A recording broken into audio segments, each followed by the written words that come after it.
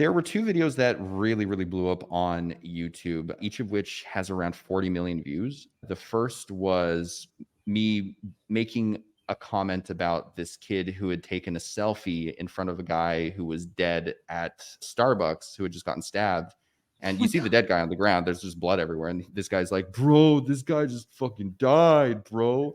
And the comment that I made is, what people generally say when they see a video like this is like, oh, social media has ruined the world. But in my mind, social media, more than anything, is this perfected tool that basically mirrors back to you what it is that you want to see. And that's what it's incentivized to do in order to keep you on the app for as long as you want. So the fact that that kind of content blew up and that someone feels like they could build career around them because they knew people would eat it up is not a reflection of how bad social media is. It's a reflection of like the monster that you see in the mirror yourself. Would you like to know more? Hello, Simone. We have a very special guest with us today, the Anti-Prophet. If you haven't heard of him, that may not be surprising, but you will soon. So I want you, just as somebody who stays up to date with what's going on in sort of the online intellectual space and the online conservative sphere, this guy started his channel at the end of 2022. So basically about a year ago and a little bit. He is already at over 2 million followers. His core thing is, if you watch his channel, it's very, I'd say Chris Williamson, like very just sort of sane, non like out there content, like the type of content where like somebody understands like the red pill concepts and stuff like that, but they also understand where they've gone off the rails, and somebody understands like wokeism and how it distorts reality, but doesn't have any antagonism towards it, and so is just shooting straight on everything. And I really love this, and I wanted to have you on to talk about how you achieved this, because it's very clear that some people, when they have pseudonymous selves within the online sphere, it's because they had a profile where they were just posting like angry and they didn't want it connected to their real life. Yet with you, everything seems very intentional. Like you went into this as a career pathway and one designed to inject sanity into the online discourse. So I want to know more. How did you accomplish this? And how did you sort of approach this? What were you thinking when you went into this? Yeah, man, good question. And thank you guys for having me on. So I think it's very fair to say that I went into this very intentionally. And the reason for that is when I started Anti.Prophet, I was actually managing the 15-person team of a very large content creator. So I had a lot of insight into how social media actually worked, how the sausage was actually made. And as a result of that, I was able to go into this kind of understanding the volume that I would have to put out and the type of production quality that I wanted to achieve right out of the gate. And I also knew my shortcomings when it came to social media. For example, I know how to video edit. I would say, lower intermediate editor. I could certainly do the types of edits that I produce in short form, but I absolutely hate editing. And I knew that if I was going to force myself to do the editing, there was going to be no longevity with this project. And similarly, I wanted to make sure that my content was being posted within American hours because I wanted to hit an American audience. And in order to do that, I would have had to wake up at 6 a.m. every morning and post my content. And I'm not a morning person. And I knew right out of the gate that was not going to happen. So right out of the gate, I hired that video editor and that social media manager to ensure longevity. And I think outside of that, just because of the volume that I was putting out, originally I was putting out, 14 videos a week on 3 different platforms. Wow. And it just gave me a lot of data to work with very, very quickly that allowed me to learn very quickly as well. So, and I think that's the biggest thing that beginning content creators need. And in order to figure out what works with their audience, what doesn't, and what the market kind of wants from them. And So you I'm said something very, there that very lucky. surprised me. Yeah. When you're saying that you needed to be releasing the videos at a time when you were awake, is that because scheduling videos in some way hurts you in the algo, or is that because you wanted somebody to be interactive in the comments? Sure. So on YouTube, scheduling is no problem, but on something like Instagram, if you're using third-party posting applications, that's something that Instagram really does not take kindly to. It takes it as sort of like bot mechanisms working in the background. And as a result, it happens a lot where people actually lose access to their accounts because they're posting using third-party software, and then they show up to the algorithm as a bot. So you have to actually kind of be there to like manually post. Even if you draft it beforehand, you got to manually hit the post button if you're doing a creator account. So I want to go into the brand that you created here, whether it is the stuff in your background, the way that you dress, the way that you have done your pseudo-anonymity, and the name of the account, Anti-Prophet. Can you just go into what you were thinking when you were creating this? Sure. So, I knew I had a lot to say, and I, again, had that background in social media. So I got to a certain place where I was like, all right, I'm going to try this out for myself.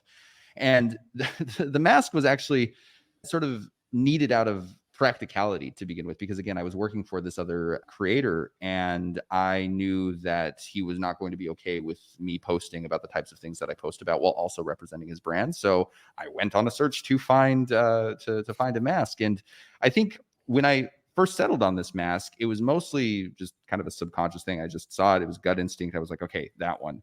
It's And really cool. it's cool. And I think on top of that, the nice thing that I've sort of realized over time is that the fact that this is a blank face really, I think, kind of lowers people's guard to a certain degree, so that they can listen to the argument that I'm making for 60 seconds and kind of decide for themselves whether or not they buy into it or not. And then, kind of ask themselves a question about a sacred cow that they happen to believe in. And, if the question that I'm having them ask themselves as a result of my content causes them to poke some holes in that sacred cow and it loses water, then that gives them the opportunity to go and potentially find a stronger sacred cow that serves them a little bit better in their lives. Or if my question that I'm having them pose to themselves causes them to go and poke that sacred cow of theirs and it still stands the test of time, then it's an indication that whatever it is that they're doing in their personal life is working for them, and that they should continue in that direction. So I think Anti-Prophet, I really started this, again, I think subconsciously from the beginning, but over time it's become very conscious. I don't want to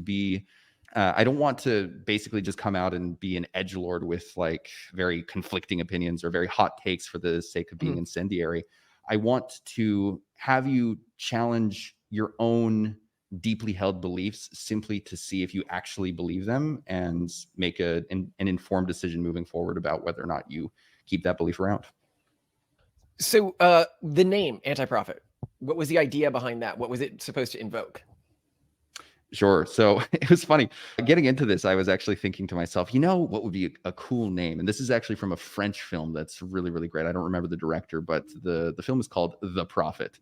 And I was thinking about actually calling myself The Prophet at the very beginning. And I was like, nah, that's too hokey. And it's also like too like, ooh, look at me, I'm so cool.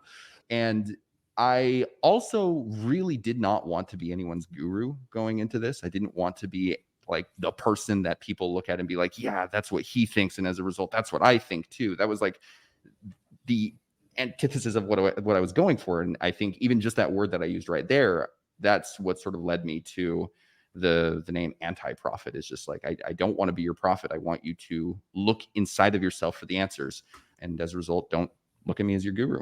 That makes a lot of sense. Yeah, and that's very much the theme of the channel for people who haven't seen it yet, is challenging the wisdom of online guru communities. Yeah. Well, while still finding the truth within them. And I feel like the mask is perfect for that, because people really do look at appearances when deciding how they're going to interpret content. I mean, we get that all the time because we look like pasty pencil neck nerds. And I think it does definitely influence the way that people view us and view what we're saying. So it's just so smart that, like, not only with the mask, but also you ask incredibly thoughtful questions. And I'm curious, like, how do you prep for the content that you're creating, be it shorts or more long form? Like, the questions you create and the questions you often pose with the shorts that you're making too are quite interesting. And one thing that I've always struggled with is we've had friends in the past that have been insanely successful with creating a lot of content that tons of people watch, right? But it's all like it caters directly to the lowest common denominator. Like, this is the rainbow hair group, and like, it just, like, it's not changing people's views. And you're actually asking profound questions and getting people to think differently. How have you managed to walk that line between lowest common denominator and fast growth and spreading versus asking questions that actually make people think, which they don't typically like to do? So that's kind of a two-part question. Like, one, like, what's your episode like ideation and preparation process? And then two, How do you manage to walk that line? Sure. Well, I'll answer the idea of preparation. As far as shorts are concerned, at least what I've been doing over the last 2 months, which is kind of returning to my roots, it's just talking about whatever happens to be on my mind that day and recording it. I actually don't do a lot of prep for these shorts at this point. Previous to that, there was about an 8-month period where I was going through and really scripting out my arguments word by word, because I was really trying to kind of make complex arguments, and I wasn't used to doing that. And I think as a result of that, it really required me to sit down and kind of flesh out my thoughts. And I think just since I did it, I got to a place where I felt more comfortable just going back to what I was doing originally, which is really just kind of riffing into a camera and doing it that way. And I Ha- think the funny thing with that is, I'm still getting, my thoughts across on a day-to-day basis, but it's coming across more organically. And I think this kind of answers the other question that you're posing, is the organicism of my delivery seems to be something that people connect with. And I think whatever it is in terms of the way that I'm communicating, people also find it easy to digest. I don't really know why that is. And it's the kind of thing where I'm like eternally grateful that anyone would have any interest in hearing what it is that I have to say. But in terms of making it accessible to people, I've tried going in the direction of hiring really fancy editors to do like really fancy animations throughout the course of my shorts. And even in doing something like that, where it's visually much more engaging, for whatever reason, it just turned people off. My views actually went down while I was paying 10 times more for the actual editor. And, I went back to my normal editing style where you see me and it just flips to some B-roll to kind of further demonstrate the point that I'm making. And that seems to be the thing that really comes across. But I think maybe the overarching answer that I'll give is this. I don't think that me kind of dumbing it down is the main appeal to people. I think the fact that I'm trying to go into these issues without leaning on polarization, in other words, being Mm. like the Mr. Beast of like the political world, which is kind of what I think everyone is doing right now. I think it's a kind of a breath of fresh air that someone can watch a piece of content and ask themselves a question at the end of it, rather than have an opinion shoved down their throat. So maybe that's the aspect that it makes it easier to digest. I wanted to pull on something you said there when you were talking about the two different types of content that you had experimented with producing, i.e., the scripted and unscripted. Which does better in the algo for you? And which types of subjects do you find do better for your audience? And then as a follow on to this, how do you think about balancing subjects that do well with the algo with subjects you really want to get across? Yeah, good question. So, firstly, my organic improv delivery has always done better. I think it just has to do with like the organic inflections in my voice when I'm speaking naturally, as opposed to talking like I'm reading from a script like that. You know what I mean? I think it's just a little bit easier to digest. Sorry, what was the second question? One more time. So balancing different topics. So like on our channel, we have some topics that do better than others, but I know if I ever go hard into just one topic that's doing really well, then the algo will only show us to people who are interested in that one topic. A great Mhm. example where I learned about this was from the Game Theory. And Game Theory really hated that his Five Nights at Freddy videos always would really outperform everything else. But if he ever leaned too hard into Five Nights at Freddy's, then he would only get recommended to people who are interested in Mm. Five Nights at Freddy's. That would significantly hurt his reach. So how do you think about balancing that? And what's your Five Nights at Freddy's on your channel? Yeah, sure. My Five Nights at Freddy's on my channel is Israel and Hamas. That's a funny No. Oh comparison no. to make. Yeah, no, that like it does really well with my audience just because it really gets people talking in the comments, but it destroys my reach. It's the kind of content that's never like recommended to anyone, and understandably so. These social media platforms don't really have a lot to gain by pushing that out from an advertising perspective. So I understand. But in terms of the content that just does well in general, it seems to be the case that when I speak about things inside of pop culture or inside of like just the general cultural zeitgeist for people between the ages of 18 and 34, that does a lot better than if I do anything related to politics, anything related to philosophy, which sometimes to me is a little bit frustrating. But I think the nice thing about current events and pop culture and that kind of thing is I can always use the things that I'm reading about politics or philosophy, or the most recent article that I've read by like Leo Strauss, to inform my opinion of whatever I'm saying about Ariana Grande. instead of just coming out and being like, Leo Strauss would have this to say about it. That's not a good way to frame it. But if you allow what's kind of cooking in the back of your head to come out in your commentary on things that people are actually thinking about, then it's a good way to kind of marry the two things. Well, I love that. Well, and philosophy is best when applied and not discussed in a vacuum out of context. True. So beautiful. True. Do you have a long-term sort of ideological objective with the channel, or career objective with the channel? Like, do you plan to transition this into something else, or do you plan to like shift the flows of thought of society? Flows and thought of society. I actually try and make a point to not admit that out loud.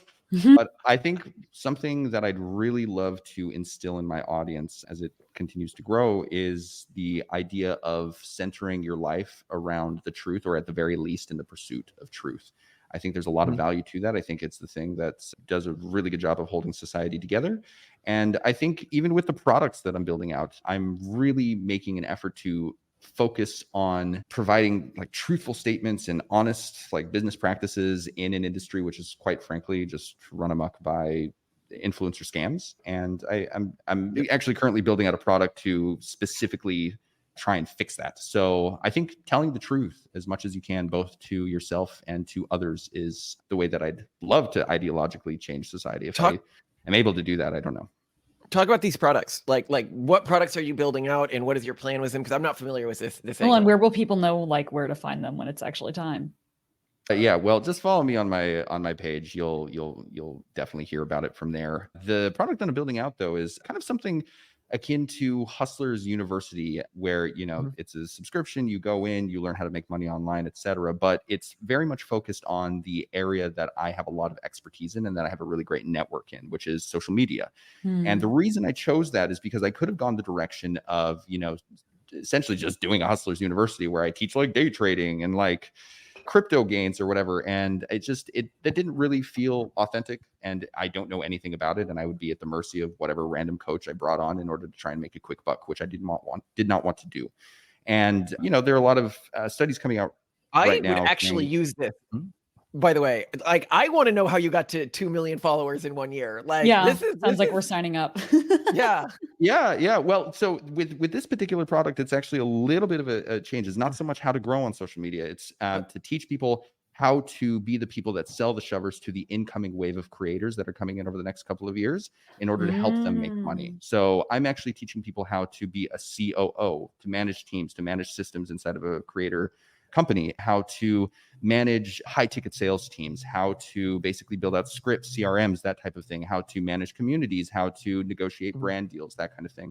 So you're being the Levi Strauss in the gold rush and not the gold prospector, which is very smart. You got it. Everyone wants to be a YouTuber now.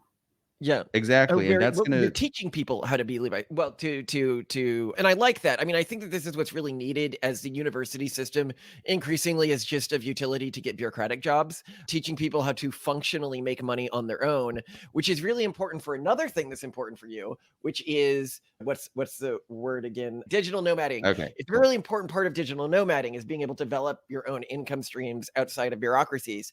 So I'd love to hear a little bit about digital nomading. Was this something you were doing before this? Was this something that this unlocked? Like, how do you think about digital nomading, the digital nomading community, and this career path? Sure. So yeah, digital nomading was something that I kind of first got into when I first started managing the team for this content creator that I worked for. And as a result of that, and as a result of certain people in that person's network, I got a lot of exposure to, obviously living abroad, which was really great. But I also got a lot of exposure to a lot of creators creating products and services that were just complete dog shit.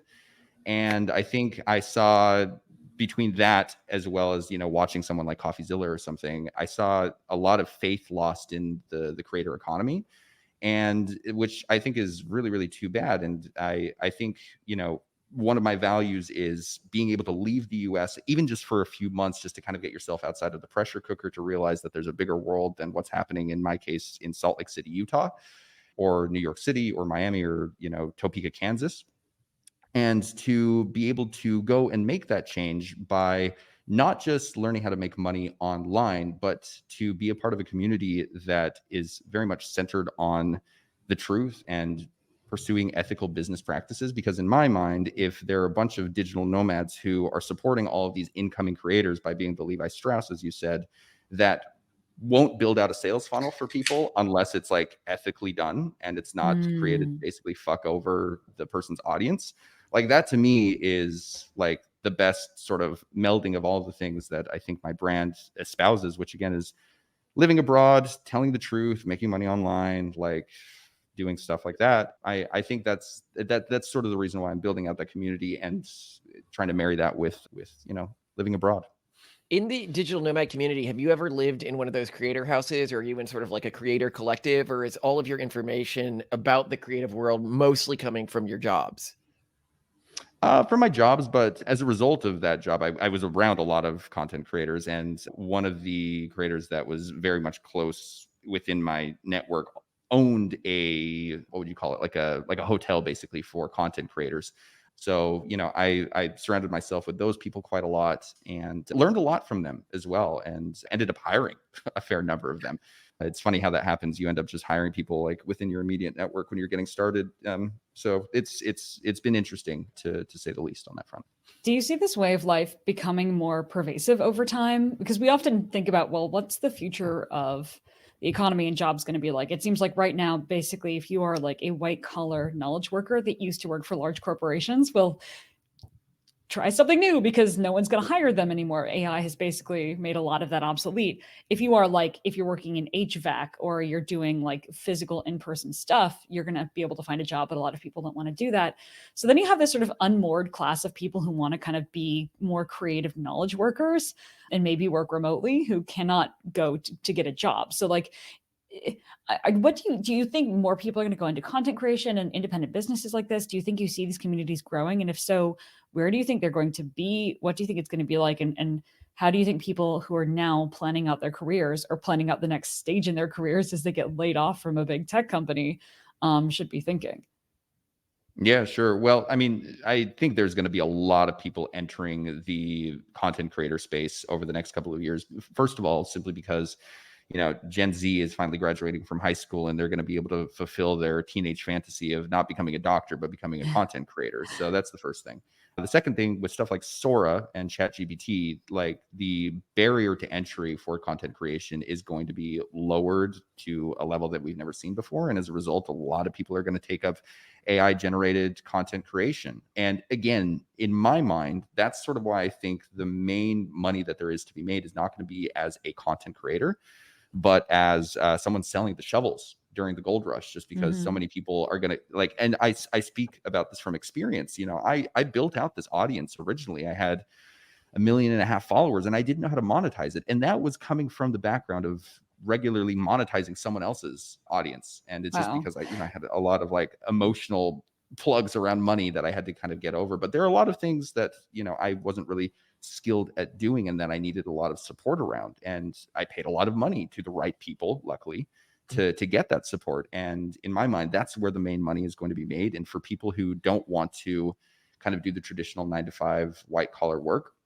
it's going to be a very, very viable alternative. And I think it's going to be one that becomes more and more attractive as things continue to kind of disintegrate in our social lives in the West. Yeah, I want to pull on something you said there because it's true and it's something I hadn't considered. If people have looked at top most prestigious careers or most interested careers by generational cohort, it used to be things like astronaut and stuff like that. For the kids who are coming out of school now, for a while now, it's been content creator. And this really changed. Like it's a totally different thing. These young kids think of the content creator career pathway the same way my generation might have thought of the VC career pathway, or the previous generation, the astronaut career pathway. And with the new tools like AI, I think AI fundamentally transforms what content creation is and the amount of content you can output at a high quality. I'm wondering, what are your thoughts around AI and how might you use it? Like, for example, have you ever thought about training AI on your back collection to try to generate new episodes and stuff like that? Is that something you'd ever be interested in? I already did. I actually sunk about $4,000 into training an AI bot on all of my content and a lot of content that I liked online. Wow. And ultimately, in trying to get like concepts out of it, it was half baked. AI isn't quite there to be able to pose, in Simone's words, about my content, which thank you, I appreciate, thoughtful questions about kind of complex issues with current events. So I tried it out. I wasn't super satisfied with it. Maybe I'll go back in the future. But I think the way that I'm seeing AI being very, very useful in my own business setup is actually in the realm of assisting my sales team. Like there's a lot of people that reach out to me via DMs, for example, that, want to potentially work with me in some way or another, and utilizing AI to kind of sort through the qualified leads versus the unqualified leads is something that's going to give a lot of time back to my sales team so that they can focus in their efforts on stuff that has even higher ROI.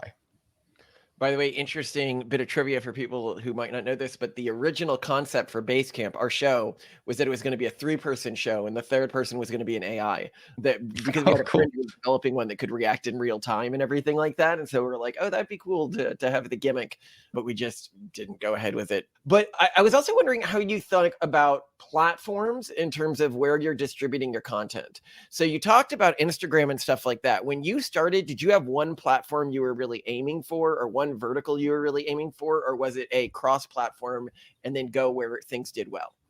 From the very beginning, I knew that I was going to create 14 pieces of content per week and that I was just going to put them out on TikTok, Instagram, and YouTube Shorts and just kind of see what happened.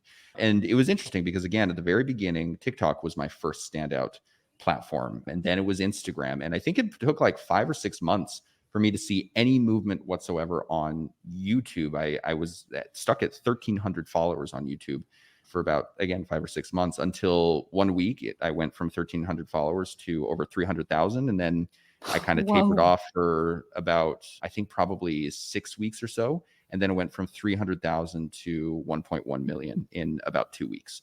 So that really, really kind of blew up. And again, it just kind of started off with me not really being intentional about where I was posting my content. It was just me being like, okay, here's the content. It's going out on all the platforms. Let's see what happens. And I think as time has gone on, I've realized that if I really wanted to, I could further segment the type of content that I'm creating so that it's more native feeling for something like TikTok than it is for YouTube. TikTok right now is actually my least exciting platform. I'm at around 300,000 followers and I get an average view count of around probably like 4,000 to 6,000 views per video, which is obviously very different than what's happening for me on YouTube or Instagram. And I think that would change if I made just selfie videos that were like 12 to 20 seconds long, but it's just, there's not really a way for me to do that in a way that excites me. So as a result, I just keep putting up the same content on TikTok, much to my chagrin.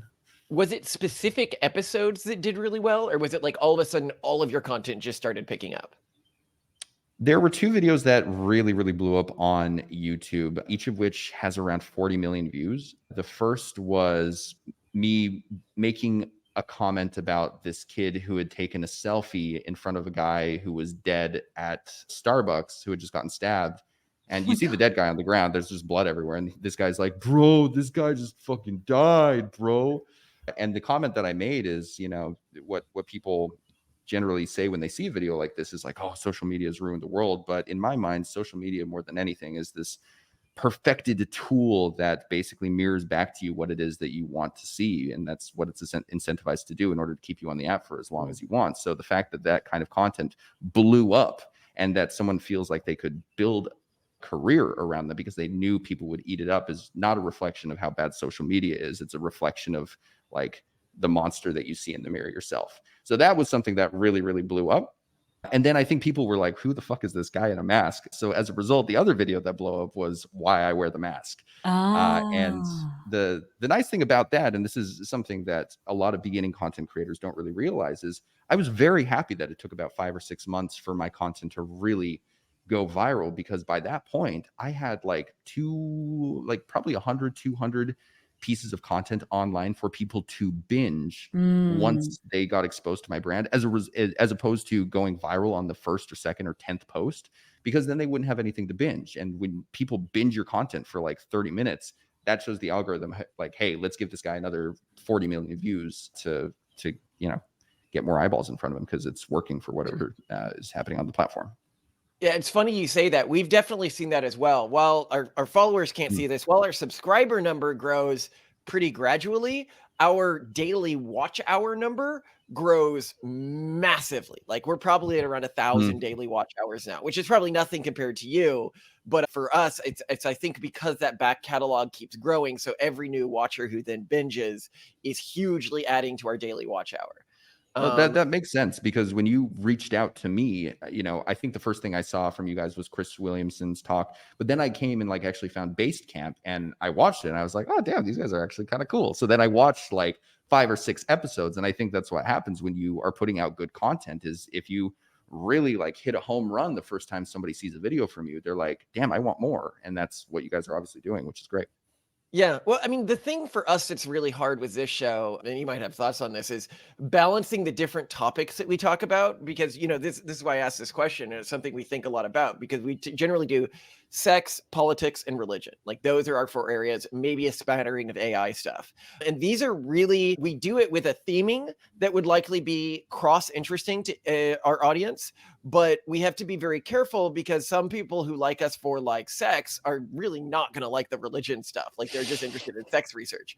And so the idea is like, do we use different title cards for the different types of content? Do we separate it to different channels? Like, I'm wondering how you've thought about this type of like partitioning of audiences before. Yeah, well, I think basically what you guys are building out honestly seems more than anything to be like a personal brand. And I think the nice thing about personal brands is you really don't have to, shove yourself into one hole, no pun intended, since we're talking about sex, but like you don't have to like commit yourself to one topic. Like the thing that people find interesting is you guys. And this is very much like what I felt when I came across your brand, which it's not so much I wasn't interested in the topics. I obviously was.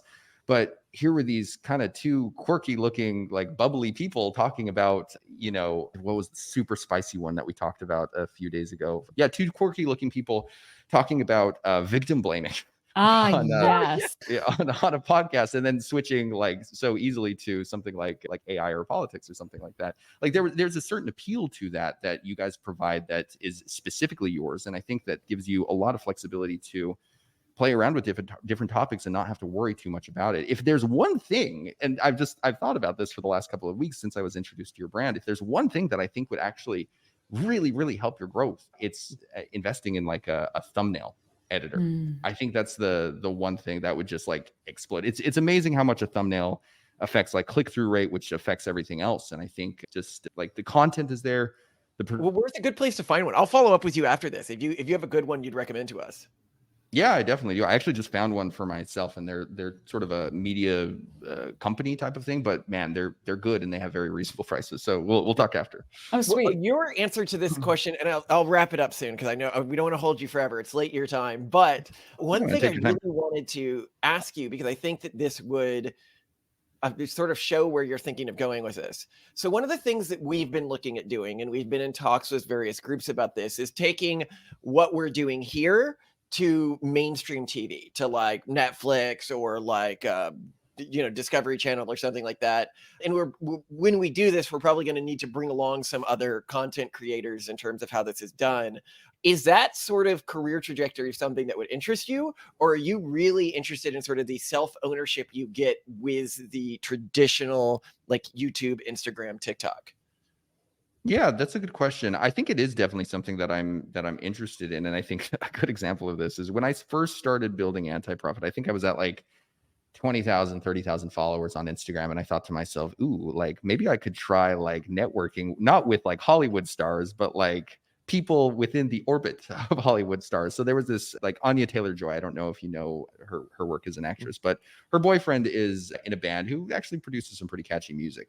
And I was like, okay, well, maybe I could like just sit down and record some violin tracks to basically add to this. And I actually made the track sound a lot better. And I DM'd it to him, and the bastard never got back to me. But I think the point that I'm making here is I think that alone is enough of a demonstration that getting my foot into legacy media is something that I'm okay with. And, I think at this point, something that I'm also okay with is allowing a certain percentage of, whether that be profit or creative control, being, not so much creative control, I think more so profit, going to other parties that facilitate certain opportunities for me is totally great. Because again, I have a sales team and they work on commission. So it's something that I'm comfortable with and something that I've previously aspired to, even though this bastard didn't get back to me.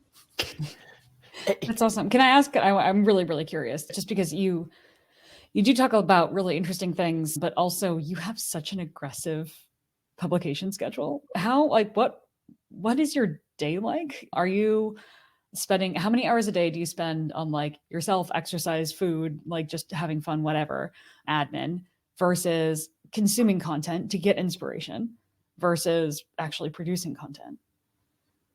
Sure. Well, if I'm just focusing on only creating shorts, I think in total I probably spend, and this is including like giving my editor feedback on the edits after he gets a version 1 or version 2 done, it's probably a max total of like 20 minutes. In terms of consuming content, that just kind of happens always in the background. If I'm driving somewhere, if I'm just chilling at the house, if, you know, I'm just hanging out in my pool, like I'm consuming content. And I think it's because I'm generally interested in it. But and on top of that, I am kind of looking for something to talk about all the time. But in terms of exercise, I work with my personal trainer 4 times a week for about an hour and a half each time. Nice. Outside of that, admin work, I think per week, I'm probably doing, if I'm just doing shorts, it's probably like 4 hours a week. No more than that. But now that I'm doing long form and now that I'm building out this product, it's significantly more. So I don't really know what it is, but it's definitely keeping me busy. Well, I Interesting. love that part of your weekly routine is hanging out in a pool. That is Yeah. not something I would even consider, but that is a life of leisure, and this is why people should consider digital nomading. It's a great lifestyle if you can get the outside income to do it. Well, it has been absolutely wonderful having you on. And I would say, actually, to your last question, one thing that people might be surprised about, the biggest thing that's changed in my life since I've started producing these is I'm just consuming dramatically less content, because this has taken the time that I used to idly watch YouTube. And now I need to much more directedly watch YouTube so I don't get like religious stuff wrong and stuff like that. But anyway, it's been wonderful to Yeah. have you on. If there's anything you think we should have asked you or talked about that we didn't, I'm happy to go in that direction, or we can just sign off. Well, and Yeah, man. definitely let's end with like everywhere where people can find you and, you know, Oh, where they yeah. should be posted. Sure. Well, I mean, I'm kind of offended you didn't ask me where I get my hair done, so that's fine. That's cool. But yeah, no, if you want to find me, you can find me on Instagram, TikTok, and YouTube at Anti.Prophet. That's prophet as in religious leader, not like capitalistic prophet. Or TikTok, or excuse me, not TikTok, Twitter, anti_prophet_. I think I'm like barely on there, but I post pretty good memes over there every so often. So that's a good place to find me. Excellent. Thank you so much. And we're really looking forward to seeing everything you put out going forward. Big fans and very excited. And yeah, thanks for sharing some behind the scenes stuff with us. This is fun. Absolutely. Thank you guys for having me.